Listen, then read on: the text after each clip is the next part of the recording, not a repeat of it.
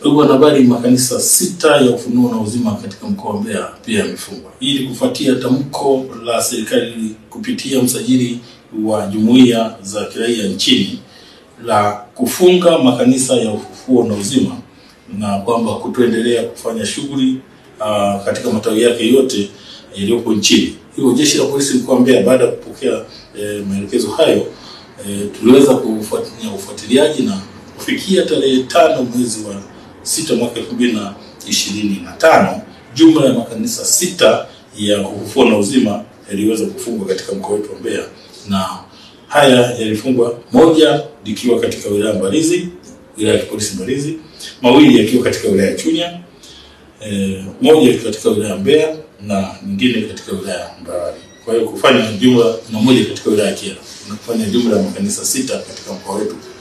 Lakini bado kufuatiliaji unaendelea kufanyika, na pili tutakapobaini tutaweza kuhakikisha kuyafunga yote na kuweka ulinzi. Mpaka sasa hivi tumeweka ulinzi kuhakikisha kwamba hakuna shughuli zinazofanyika, na tumeshirikisha viongozi wa maeneo hayo ambapo makanisa yamejengwa.